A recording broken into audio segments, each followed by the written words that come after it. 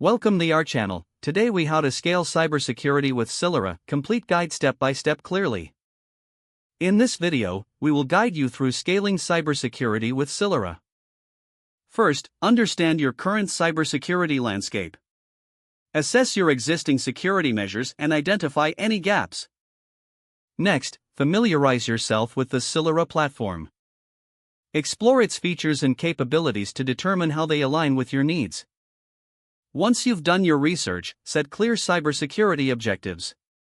Define what success looks like for your organization. Now, consider integrating Cylera into your existing security framework. Evaluate how it can complement your current tools and processes. Begin with a pilot program focused on a specific department or function. Gather feedback during this initial phase to refine your approach. Next, expand Cylera's deployment across your organization.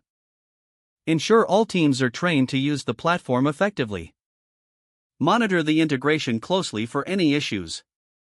Regularly analyze the data and reports generated by Cylera. Use these insights to adapt your cybersecurity strategy as needed. Establish protocols for continuous monitoring and threat detection. Keep communication open across departments to foster collaboration. Lastly, review and update your cybersecurity policies regularly. This ensures that they evolve alongside new threats and technologies. By following these steps, you'll be well on your way to scaling cybersecurity with Cylera effectively.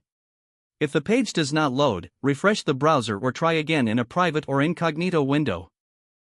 Make sure you are using the correct email address, then retype it carefully to avoid small typos.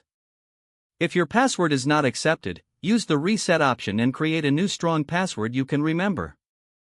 Check your spam folder for verification or security emails, then complete any requested confirmation steps. Enable two-factor authentication if available to improve account security and reduce unauthorized access risk. After signing in, review your profile details so your contact information and settings are accurate and current. If you see an error message, note it down and try again after restarting your device and internet connection.